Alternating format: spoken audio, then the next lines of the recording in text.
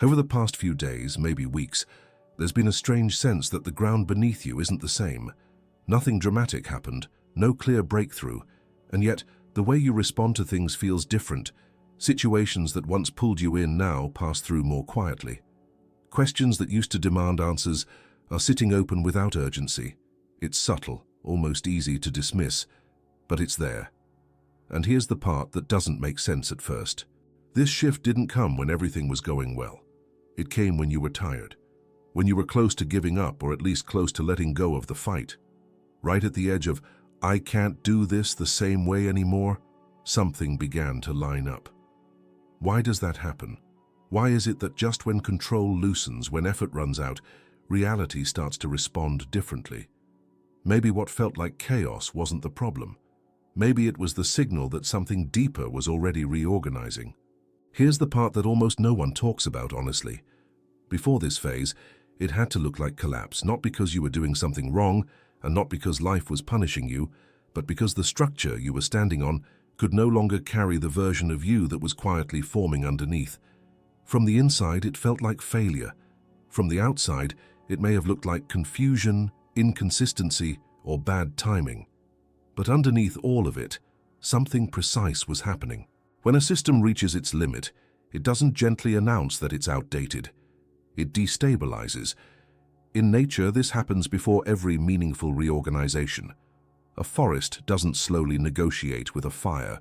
Old growth burns so new ground can breathe. Human lives follow the same logic, just with more resistance and far more stories attached. What collapsed wasn't your potential.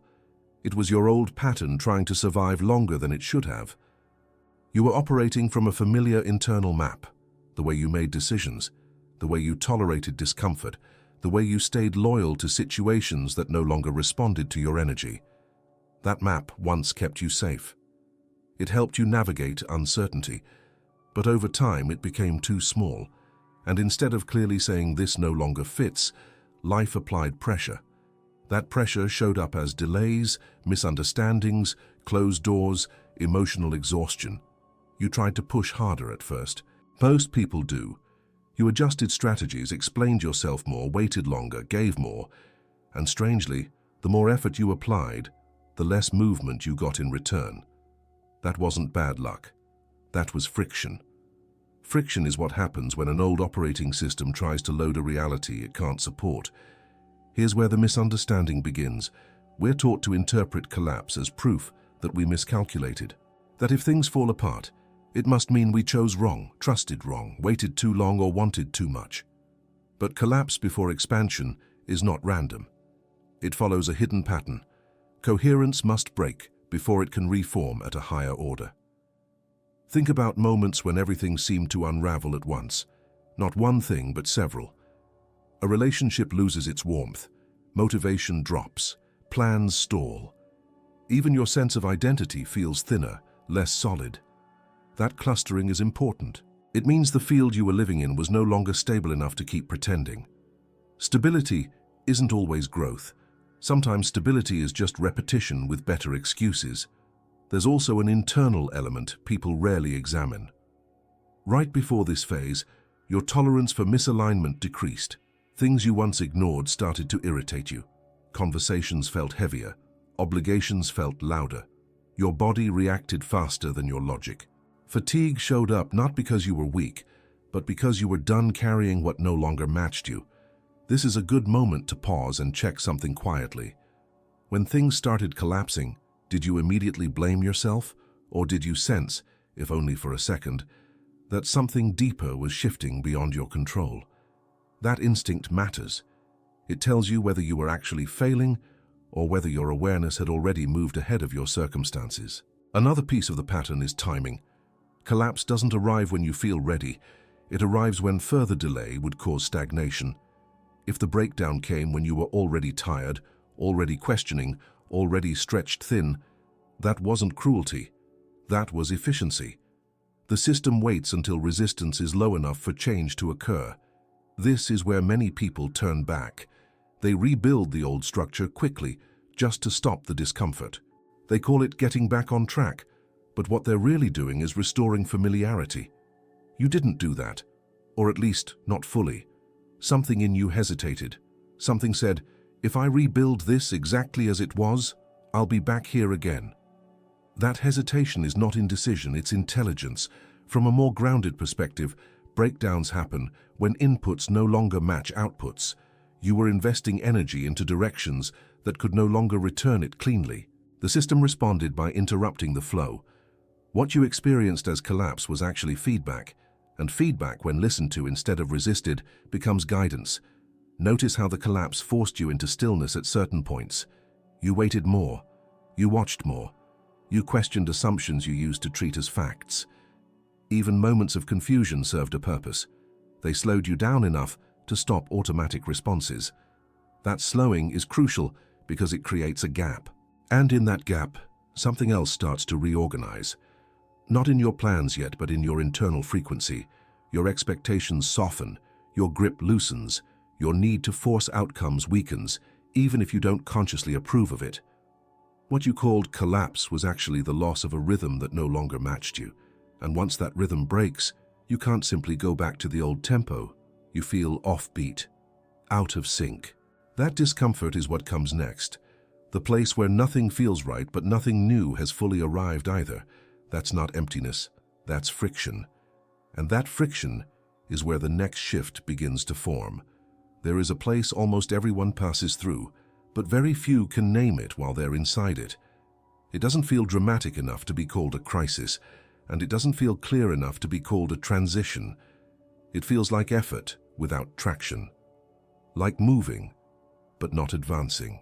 That place is the zone of energetic friction. You didn't feel stuck in the obvious way. Life was still happening. You were showing up, making decisions, keeping things going. From the outside, it may have looked like consistency. From the inside, it felt heavier than it should have. Simple things required more energy. Progress came with resistance. Nothing was wrong, yet nothing flowed. That's friction. Energetic friction happens when your inner frequency shifts before your external reality has permission to catch up. You were no longer the person who fit comfortably into the roles, rhythms, and expectations you were still honoring. But because those structures hadn't collapsed yet, you kept trying to move forward using the same tone, the same pace, the same emotional posture. Imagine trying to walk through shallow water. You're not blocked, you're not stopped. But every step meets resistance. You compensate by pushing harder, lifting your legs higher, engaging muscles you don't usually use.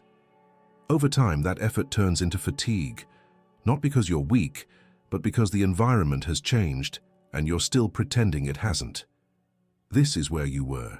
You were trying to change your life while carrying the same internal signal that created the old one. You wanted different outcomes, but you were speaking the same energetic language, same urgency, same self-pressure, same habit of overriding your own signals to meet expectations that no longer fit. The field responded accordingly. What makes this zone hard to recognize is that it doesn't punish you loudly. It drains you quietly. Motivation fades without explanation. Joy becomes inconsistent. You second-guess yourself more, not because you're less capable, but because your old reference points stop working. The strategies that once gave results now produce delays or complications. At some point, you probably told yourself you just needed to be more disciplined, more focused, more patient. That's the reflex of a mind that hasn't yet realized the issue isn't effort, it's alignment. Here's a subtle check worth noticing. During this phase, did forcing things feel wrong even when it worked? Did wins feel empty? Did progress come with a strange sense of tension instead of satisfaction? Those are signals of friction. They tell you that the action and the frequency behind it are no longer coherent. You weren't blocked, you were mistuned. Energetic friction also explains why rest didn't fully restore you. You could pause, take a break, even step away for a moment, and still feel the same low-level strain when you returned. That's because rest doesn't resolve friction, only recalibration does, and recalibration requires awareness before it allows movement. Another layer of this zone is identity lag. Internally, you had already let go of certain attachments. You just hadn't updated your behavior yet. You were emotionally ahead of your commitments. You knew, on some level, that certain dynamics were complete, but you continued to participate out of habit, loyalty, or fear of disruption. That creates drag. The field responds to what you consistently embody, not what you secretly know. So as long as you kept acting from the old posture, reality kept responding in kind. That mismatch is exhausting. It's also instructive. There's often a moment in this phase when you realize you're negotiating with life instead of listening to it. You try to reason your way into clarity. You ask for signs while ignoring the ones that feel inconvenient. You say you want change, but only if it arrives without requiring you to release control. That inner negotiation is friction in its purest form. If you look back, you might notice how often you felt almost ready, almost clear, almost there. That constant almost is not a tease. It's a sign that you were hovering at the edge of a shift without fully entering it. The threshold was there, but you hadn't yet stopped carrying the old weight across it. And the field won't do that part for you. What finally starts to ease the friction isn't more thinking. It's the moment you stop trying to override the sensation of resistance and instead treat it as information. When you stop asking, "How do I push through this?" and start asking, "What am I still holding that no longer matches who I am becoming?" That question changes the quality of your attention. It slows you down just enough to notice something else that was happening beneath the strain. A quiet pause, a space where answers weren't rushing in anymore, a stretch of silence where nothing seemed to respond the way it used to. That silence wasn't emptiness, it was the field withdrawing noise so something more precise could reorganize. At some point, the noise stopped. Not the noise of the world. That kept going. People still talked. Problems still existed. Time still moved forward. What stopped was the internal feedback you were used to relying on. The intuitions that once came easily went quiet. The sense of, "I know what to do next," faded. Even doubt felt less dramatic. It was replaced by something flatter, still, empty in a way that felt unfamiliar. This silence can be deeply unsettling, especially for someone who is attentive, reflective, used to reading subtle signals. When answers disappear, the mind assumes something is wrong. It looks for mistakes, it scans the past, it tries to restart the old channels, but nothing responds the way it used to. This is not abandonment, it's a pause in transmission. Silence appears when the old questions no longer make sense, but the new ones haven't fully formed yet. You are asking life for direction from a place that was already dissolving. The field doesn't answer outdated questions. It waits for coherence to catch up. Think about how often before this phase, you were guided by constant inner commentary. You evaluated, anticipated, interpreted. Even your uncertainty had momentum. Now that momentum slowed, the usual signals felt muted, not because you lost sensitivity, but because sensitivity was being recalibrated. When a system reorganizes, it reduces output before it changes structure. In human terms, that feels like nothing happening. In reality, it's everything happening beneath the surface. Your nervous system was shifting out of reactivity. Your attention was withdrawing from external validation. The field you lived in was thinning out the noise so a different signal could emerge. But silence challenges identity. When you can't read signs, you're left with yourself. No confirmation, no reassurance, no immediate meaning. That's uncomfortable because meaning has often been how you stayed oriented. Without it, you're asked to remain present without resolution. That's not something most people are trained to do. During this phase, you may have noticed how quickly the mind tried to fill the gap. New theories, new explanations, old spiritual concepts recycled with urgency. The impulse wasn't curiosity, it was relief-seeking. The mind wanted something solid to hold on to so the silence would end. This is an important place to notice bias. Were you searching for clarity or were you searching for certainty? Those are not the same thing. Clarity grows slowly. Certainty is often a way to escape discomfort. The silence exposes that difference. Another quiet check matters here too. When answers stopped arriving, did you assume you were disconnected? Or did you sense that you were being asked to listen differently? That instinct tells you whether you see guidance as a voice outside you or as something that emerges when you stop interrupting. Silence also removes the illusion of urgency. When nothing pushes you forward, you're forced to sit with what is unfinished. Old emotions surface without explanation, subtle grief, unnamed relief. A strange neutrality where highs and lows feel less dramatic. This isn't numbness, it's decompression. You were stepping out of constant interpretation. In many ways, the silence is protective. If answers arrived too quickly, they would be filtered through the same old lens. You would translate them into familiar actions and recreate familiar outcomes. By withholding clarity, the field gives you time to release the need to control the process. This is where surrender stops being a concept and starts becoming a physiological experience. Your body learns to stay present without grabbing. Your breath slows, your reactions soften. You begin to tolerate not knowing without collapsing into anxiety. That tolerance is not passive, it's a form of strength. The silence also creates space for micro changes you might have missed otherwise. Small shifts in how you respond to people, a reduced urge to explain yourself, a willingness to let conversations end without resolution. These aren't accidents. They're signs that your system is learning a new rhythm. Nothing announces this phase because announcements would pull you back into expectation. Silence strips expectation away. If you look closely, you might notice that during this quiet period, life didn't actually stop responding. It just responded differently. Less dramatic, less symbolic, more practical, simple needs, ordinary moments, subtle timing. You were being grounded while your internal structure reorganized. This is also when trust gets tested, not trust in outcomes, but trust in process.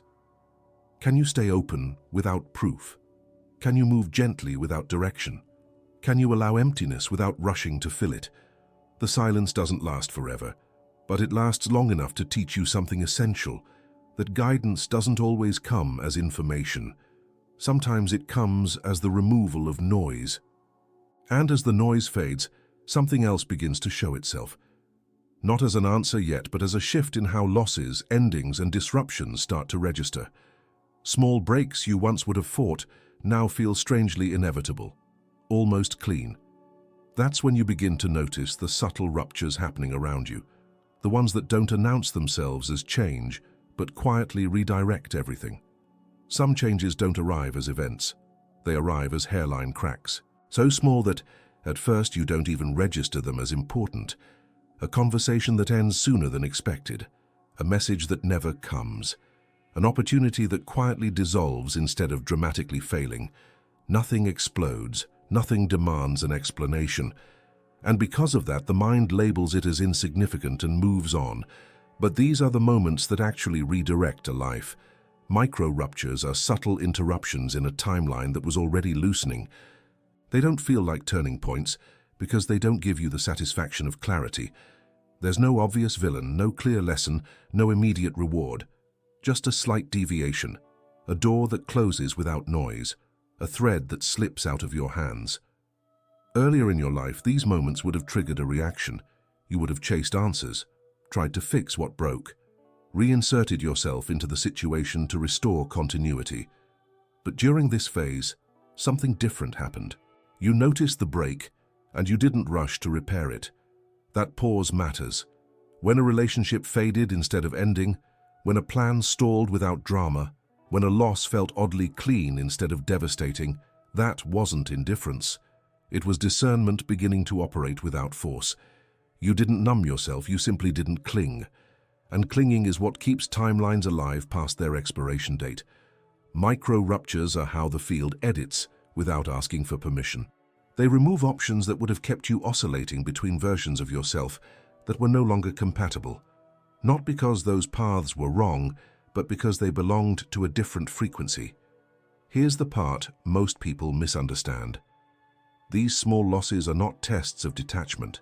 They are acts of conservation. Energy stops leaking where it no longer circulates cleanly. Attention withdraws from places where it can't land fully. Life simplifies itself before it expands. You might remember moments when you felt a brief wave of confusion followed by relief. Relief you couldn't justify logically. You told yourself you should be more upset, more motivated, more concerned. But your system had already registered something important. Whatever just left was not meant to come forward with you. That recognition doesn't come from thought. It comes from coherence. Micro-ruptures also explain why your past stopped pulling on you with the same intensity. Old desires lost urgency. Old fears lost their grip, not because you resolved them intellectually, but because the reality structures that fed them were quietly dismantled. This can feel unsettling because it removes contrast. When drama leaves, silence expands, and in that silence the mind sometimes panics, interpreting neutrality as emptiness. But neutrality is fertile. It's the ground state where new configurations become possible. Notice how these small ruptures often came in clusters. One thing ended, then another shifted, then a third lost relevance. None of them alone felt life-altering. Together, they changed your orientation, your schedule, your emotional availability, your sense of what mattered. That accumulation is intentional. Reality rarely changes by replacing everything at once. It changes by subtracting what no longer fits until what remains can reorganize naturally. Micro-ruptures are subtraction without spectacle. There's also an honesty in them. Big endings allow for stories.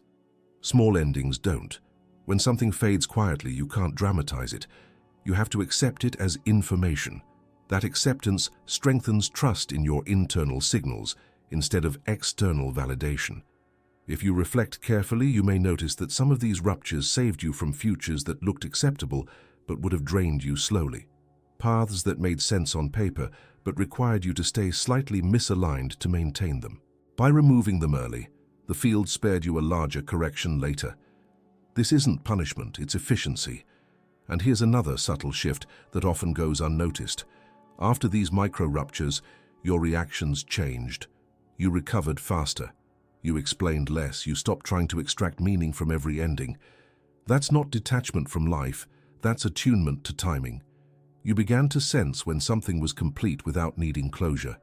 That ability is rare. It signals that your nervous system is learning to recognize coherence instead of chasing outcomes. These small breaks also prepare you for something else. When larger changes come, they don't shock you the same way. You've already practiced letting go in increments. You've already experienced that nothing collapses when something exits quietly. In fact, space opens. And space is essential, because what's coming next doesn't arrive through force or urgency. It arrives through alignment, through a state where your internal field becomes stable enough to support a different level of organization. Micro-ruptures clear the static so that stability can form. As these quiet edits accumulate, something else starts to happen beneath awareness. Your emotional field becomes less noisy, your attention becomes more consistent, your reactions less scattered, not because life got easier, but because interference decreased. That reduction in interference is the condition required for coherence, and coherence is where reality begins to respond in ways that logic alone can't predict. For a long time, ideas like coherence sounded poetic, symbolic, even a little abstract, something you felt but couldn't point to. But over the years, science has slowly moved closer to what experience has been showing people for centuries. Reality doesn't respond best to force. It responds to order, not external order, internal order.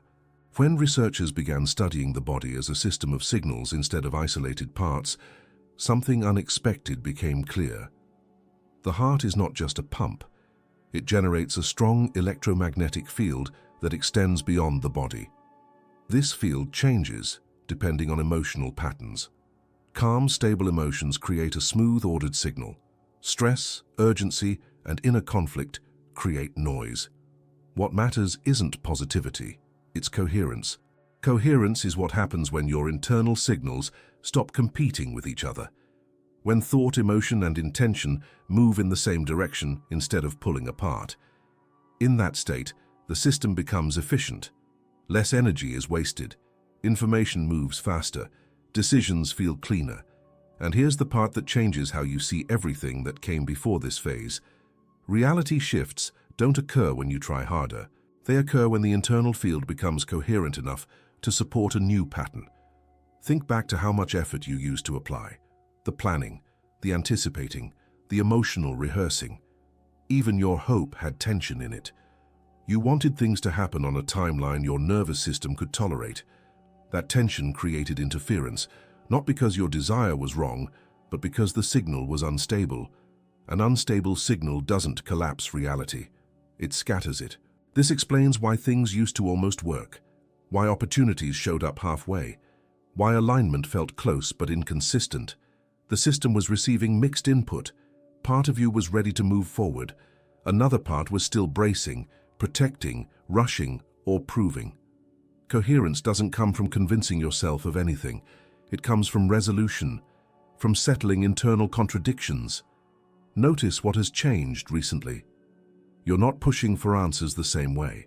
You're not trying to manage outcomes with constant emotional effort. Even your wanting feels quieter. That's not detachment from life. That's the beginning of coherence. Science describes coherence as synchronization, different parts of a system aligning their rhythms. When that happens, the system becomes more predictable internally and more responsive externally. In simple terms, things start to click without being forced. This is why the changes you're beginning to sense don't feel dramatic. They feel subtle, almost ordinary. A smoother conversation, a decision that doesn't spiral, a moment of peace that doesn't need justification.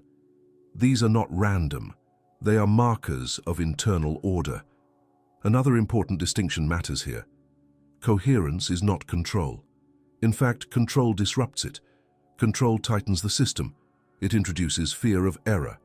Coherence relaxes the system. It allows information to move freely. That's why surrender keeps showing up in this process, not as an idea, but as a bodily experience. Less bracing, less urgency, more allowance. Your system learned that it doesn't need to constantly correct reality to stay safe. This also explains why logical proof stopped being satisfying. Logic works in linear systems. Coherence operates in relational ones. You don't need to understand every step for the system to function. You need alignment. When coherence begins to stabilize, reality doesn't immediately change form. It changes response time. Things come back faster, or they leave faster. Delays shorten. Detours become cleaner. You're not dragged through the same loops. You might have noticed that what no longer matches you exits with less resistance now. That's not loss, that's filtration. A coherent field doesn't hold incompatible elements for long. It's important to be honest here. This isn't mystical control over life. It's compatibility. When your internal state becomes ordered, you naturally interact with a narrower, more precise range of possibilities. You stop broadcasting conflicting signals. The field responds with clarity. And clarity doesn't always mean comfort. Sometimes it means an ending that finally sticks. Sometimes it means an opportunity that arrives without fireworks, but feels undeniably right. What matters is that the response feels clean. This is why the previous silence was necessary. Noise had to reduce before coherence could form. And coherence had to form before reality could reorganize. Now, something else becomes visible. The more coherent you become, the more sensitive you are to timing. You feel when something is early. You feel when something is forced. You feel when patience is not delay but precision. This sensitivity is new. Before, anxiety pushed you to act. Now, timing pulls you forward instead. And that brings you to the next realization, one that can be uncomfortable at first. You always had access to what you wanted. But access doesn't mean readiness. And readiness isn't about desire. It's about rhythm. For a long time, you believed access was the problem. You told yourself that if you could just find the right method, the right timing, the right inner switch, everything would finally open.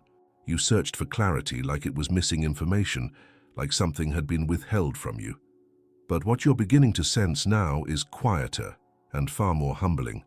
You always had the keys. What you didn't have was the rhythm. A vault doesn't open because you own the key. It opens when the turn matches the internal mechanism. Too fast and the pins resist. Too slow and the alignment drifts. Haste doesn't just fail, it jams the system. And for a long time, urgency was the way you tried to prove readiness. Urgency felt productive, it felt responsible, it felt like commitment. But urgency carries a hidden message. I don't trust that this will arrive unless I push. That message doesn't go unnoticed by the field. It introduces pressure where precision is required. This is why so many things felt just out of reach before. You were present, capable, prepared on paper. And yet, Something subtle refused to click. Doors remained closed, not because you weren't worthy, but because the internal timing wasn't coherent yet. You were turning the key from a state of anticipation, not alignment. There's an important difference. Anticipation leans forward. Alignment settles in. Think about how often you rushed inner decisions, how quickly you tried to name what you were feeling, how fast you wanted certainty so you could move on. Even your patience had an agenda. That speed wasn't random. It came from a nervous system trained to associate stillness with risk. So you moved early. You chose before the signal was clear. You acted before the field had stabilized, and each time the vault stayed closed. Not in punishment, in protection. Because what was behind that door required a version of you that could hold it without strain. This is the part that changes how you interpret your past frustration. The delay wasn't about lack, it was about capacity. Not capacity in terms of talent or intelligence, but in terms of internal steadiness. Could you receive without grasping? Could you move without forcing? Could you stay present without needing immediate proof? Until recently, the answer was often no. And that's not a failure, it's a stage. What has shifted now is almost imperceptible. You're not gripping the key the same way. There's less tremor in your hand, less need to check whether it's working, less emotional pressure attached to the outcome. You turn more slowly, not because you're unsure, but because you're listening. Listening to resistance, listening to timing, listening to your body's response instead of your mind's impatience. This is why things are beginning to feel different even before they change. You're not chasing the click anymore. You're letting the mechanism respond, and the mechanism responds to coherence, not effort. Another quiet truth emerges here. Some doors never opened before because you kept returning to them too quickly. Repeated attempts didn't show dedication. They showed mistrust. The system felt that. Every forced turn reinforced the message that you were trying to extract something before it was ready to be lived. Now there's space between attempts, not avoidance. Space. And in that space, something organizes itself without instruction. Emotional tone stabilizes. Expectations soften. The need to perform readiness dissolves. This is when access becomes possible. You might notice that you're less impressed by shortcuts now.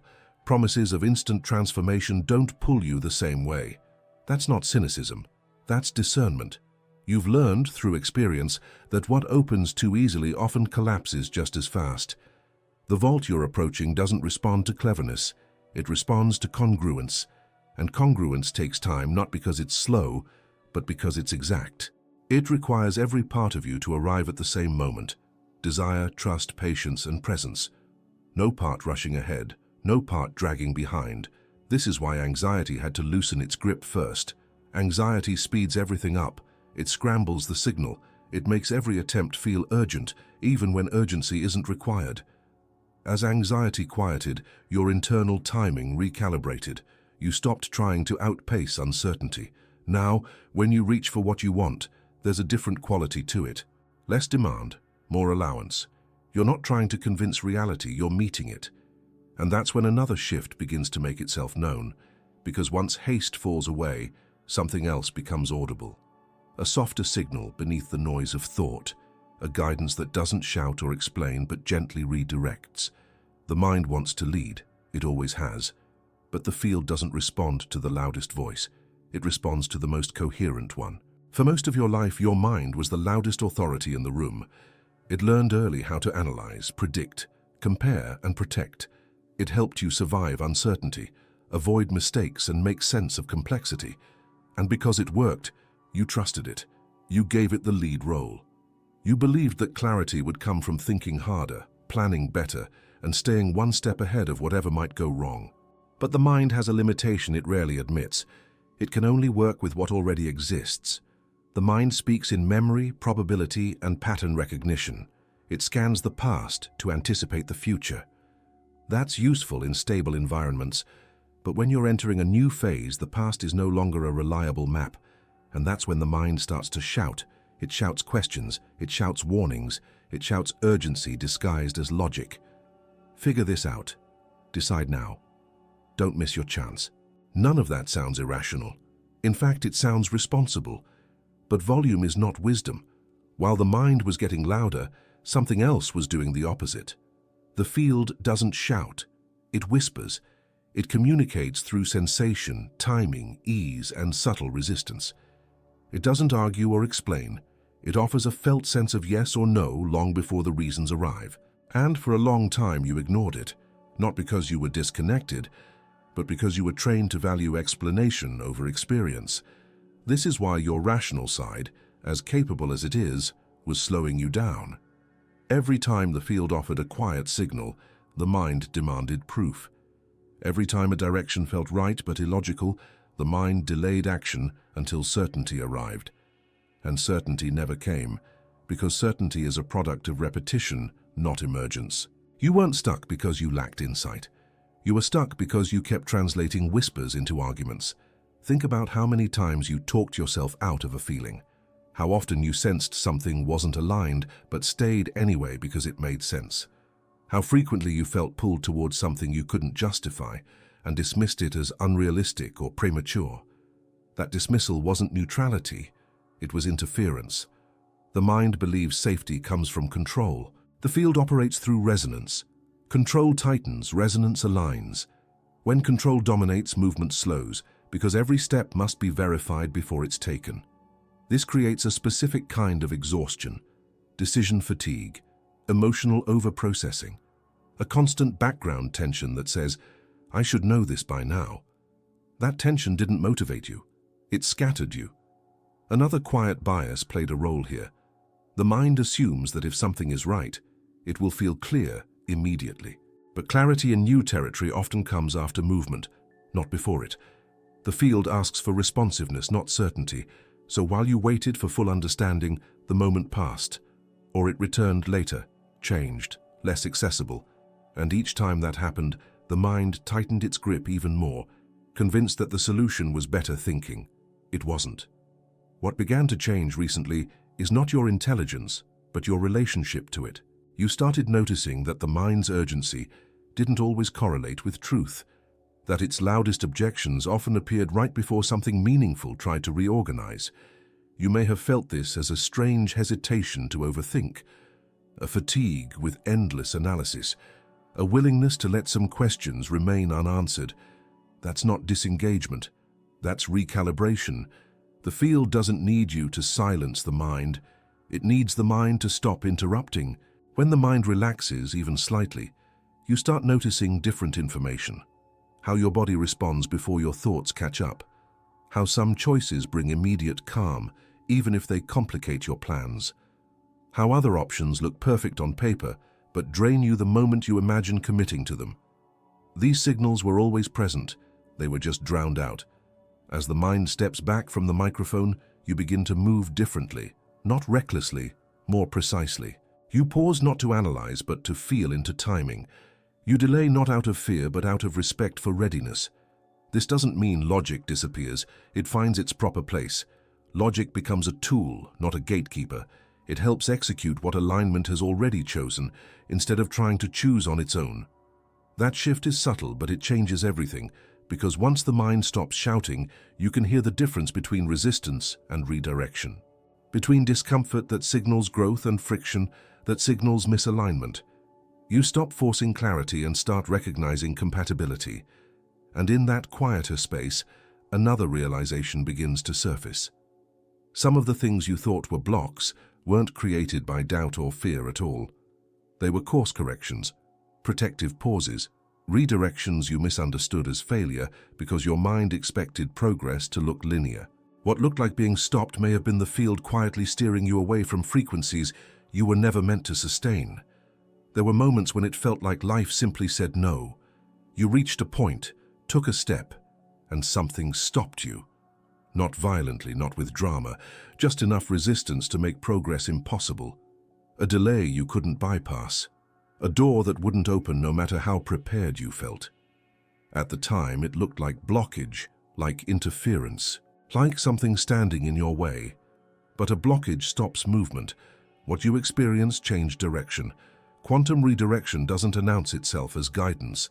It feels like frustration. It feels like wasted effort. It feels personal, even when it isn't. Because from the human perspective, not moving forward looks the same whether you're being blocked or rerouted. The difference only becomes clear later. When something didn't work out, your mind immediately searched for reasons. Maybe you weren't ready. Maybe you misjudged. Maybe you waited too long or moved too early. Those explanations gave you a sense of control. They made the pause feel earned, even if it hurt. But beneath those stories, something more precise was happening. You were being moved away from frequencies that couldn't carry the next version of you. Every path has a cost, not just in effort, but in identity. Some directions require you to stay smaller, to tolerate constant friction, to explain yourself repeatedly, to live in a state of subtle self-betrayal. Those paths don't always look wrong. In fact, they often look reasonable, even respectable. That's why redirection has to feel like blockage at first. If it felt obvious, you would have resisted it harder. Think about what didn't move forward no matter how much logic supported it. The connection that never stabilized, the plan that kept stalling at the same point, the environment that drained you faster than it gave back.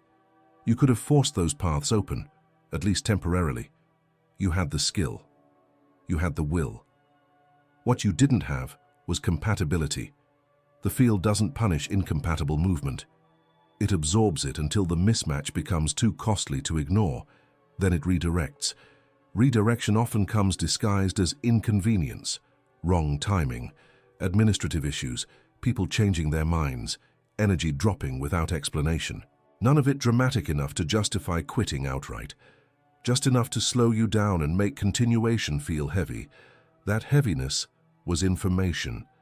Earlier in your life, you might have overridden it. You would have called it resistance to growth. You would have pushed through, proud of your endurance. But something has changed in you. When these blockages appeared, you didn't fight them the same way. You felt the strain and paused.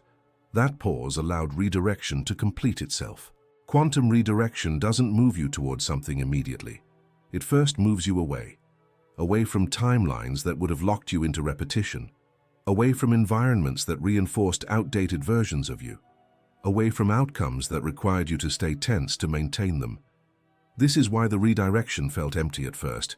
When a path closes and nothing replaces it right away, the mind panics. It calls the space a void. But the space is not empty, it's unassigned. Unassigned space is uncomfortable because it removes narrative. You can't explain what's happening yet. You can't justify the pause. You're asked to trust without context. That's difficult for a system trained to equate movement with safety. Another subtle detail matters here.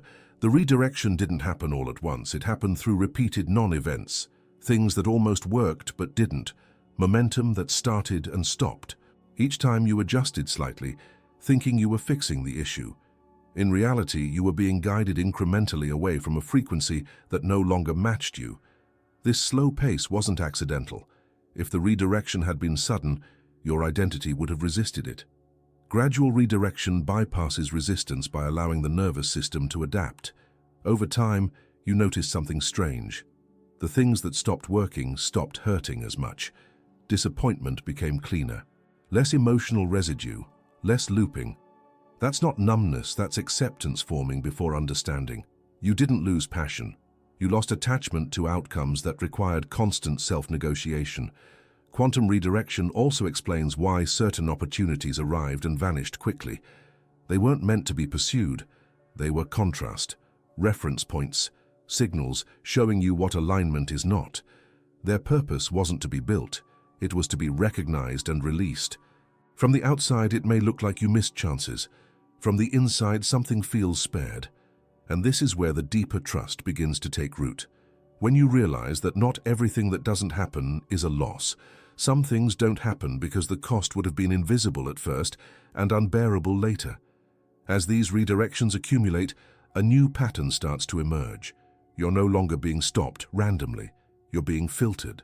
The field is narrowing the range of possibilities to those that can sustain coherence. That narrowing can feel restrictive, but it's actually precision. And once precision sets in, another realization starts to surface quietly. It's not the universe that has been shifting this whole time. It's you. You're becoming compatible with something that was always there, waiting for you to stop forcing your way into what could never truly hold you. At some point, a quiet realization begins to surface, and it changes the way you interpret everything that came before. Not suddenly, not dramatically. It arrives the way truth usually does, without urgency. Nothing out there had to move. The universe didn't need to rearrange itself. Circumstances didn't need to bend. Doors didn't need to be forced open. What changed was simpler and far more profound. You became compatible. For a long time, you believed life responded to effort, intention, persistence, and to a degree it does. But effort alone can't bridge a mismatch. You can want something deeply and still be out of phase with it.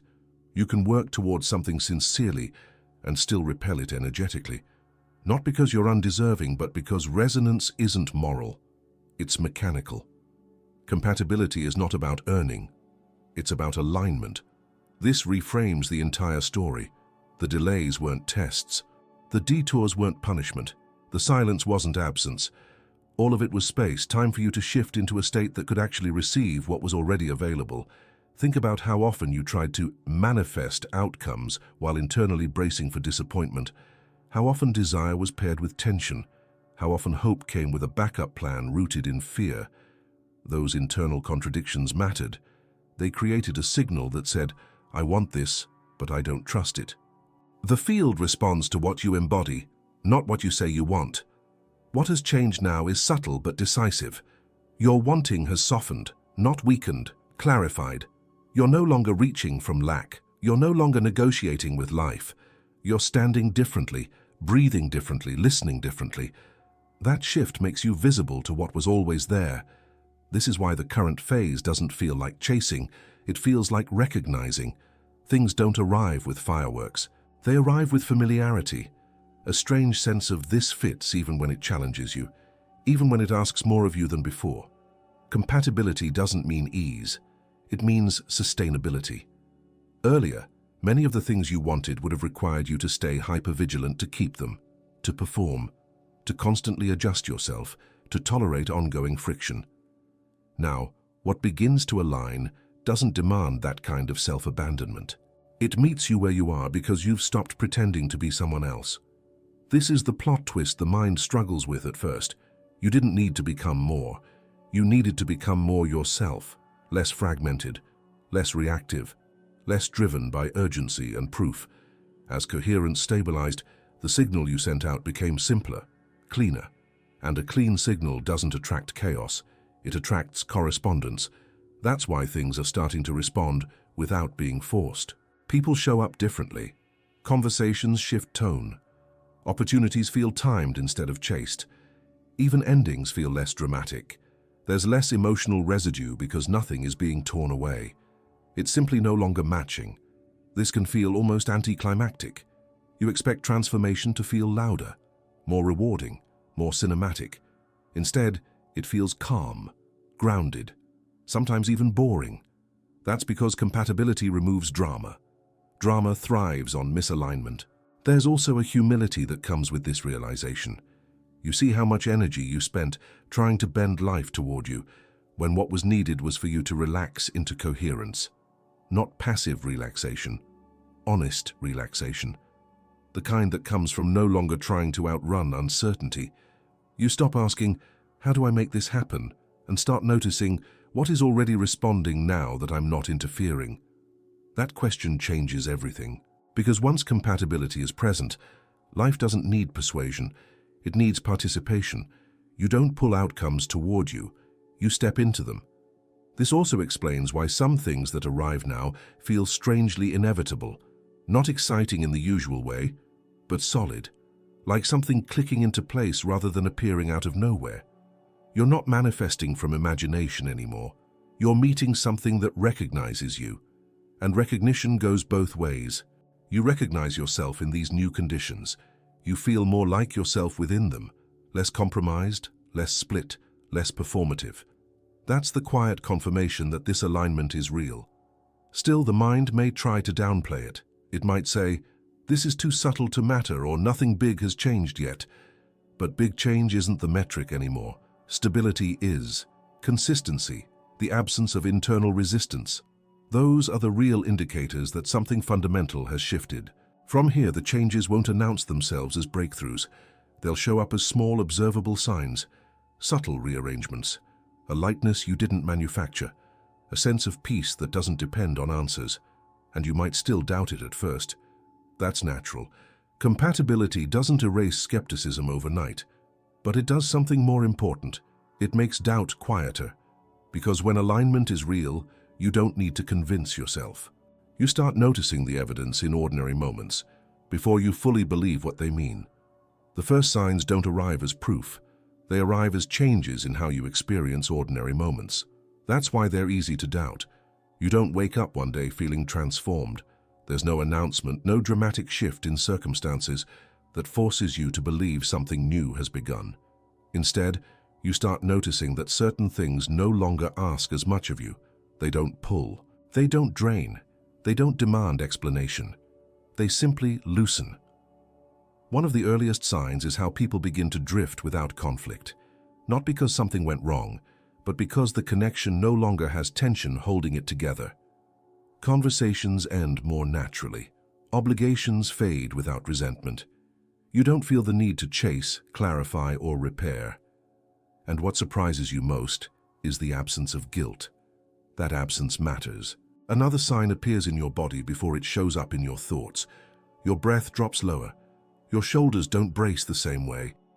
You notice moments of calm that aren't tied to accomplishment or relief. They just appear, quietly, in the middle of the day. You might even question them, wondering if you're missing something you should be worried about. You're not. Time also starts to feel different. Not faster or slower in a dramatic sense, but less urgent. Deadlines don't grip you the same way. Waiting doesn't feel like failure. There's a subtle trust developing that things will move when they need to, without your constant intervention. This can feel unsettling at first. You were used to tension being the signal that something mattered. Now that tension is easing, the mind looks for problems to solve. It scans for threats. It asks, "Why am I so calm?" As if calm were suspicious. That's doubt trying to protect a familiar identity. Another sign is how decisions land. You don't analyze them endlessly anymore. Choices don't spiral into self-interrogation. You still think, but thinking doesn't consume you. There's a sense of internal agreement that wasn't there before. When you decide, something settles instead of tightens. Even when the decision is difficult, it feels clean. You may also notice that certain desires fall away without replacement. Things you once wanted intensely lose their charge, not because you gave up, but because they no longer represent expansion. At first, this can feel like loss of ambition, but if you look closer, it's actually loss of compensation. You're no longer using desire to fill a gap. At the same time, new interests may appear softly. They don't shout for attention. They don't come with pressure to act immediately. They feel curious, steady, and oddly familiar, as if they've been waiting for you to slow down enough to notice them. This is often where doubt shows up strongest. The mind expects the new phase to be obvious, bigger, brighter, more rewarding. Instead, it feels subtle, grounded, almost too normal, and because of that, you may wonder if you're imagining it. But imagination doesn't reduce friction. Alignment does. Another sign is how endings register. When something leaves now, it doesn't shatter your sense of self. There's disappointment, yes, but not collapse. You don't loop as long. You don't need to extract meaning immediately.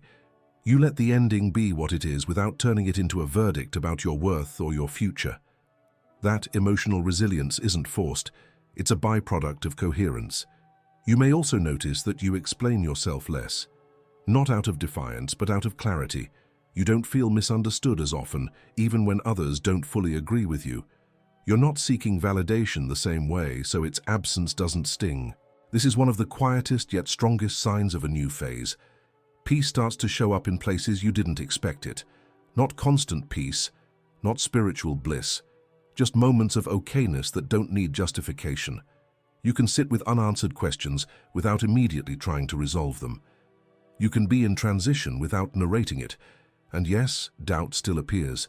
It whispers, "What if this is temporary?" Or, "What if nothing actually changes?" But the doubt feels thinner now. It doesn't take over. It passes through. That's important. Because doubt doesn't disappear when something real begins. It just loses authority. The new phase doesn't prove itself through dramatic wins. It proves itself through stability, through reduced inner conflict, through a sense that you're no longer fighting yourself to stay where you are. These signs don't demand belief. They invite observation. And as you continue noticing them, without rushing to define them, something else becomes clear. The turning point was never something you had to create. It was something you had to allow. The turning point isn't something you force into existence. It's not something you earn by pushing harder, fixing yourself, or figuring everything out. It's something you allow by stepping out of resistance and letting coherence do its work. You didn't arrive here by accident. Every pause, every delay, every quiet redirection shaped the internal stability you needed. What's unfolding now doesn't require effort. It requires trust. Trust in what your body already feels. Trust in the calm that appeared without explanation. Trust in the fact that alignment feels ordinary, not dramatic. You're not waiting for life to begin. You're already inside the shift. The real practice now is staying with it, even when the mind asks for proof, even when doubt tries to pull you back into urgency. If you reached this moment with me, write this phrase in the comments. I allow what is aligned to meet me. And if this resonated with you, watch one of the videos appearing on the screen now. If you want more content like this, that's the next step.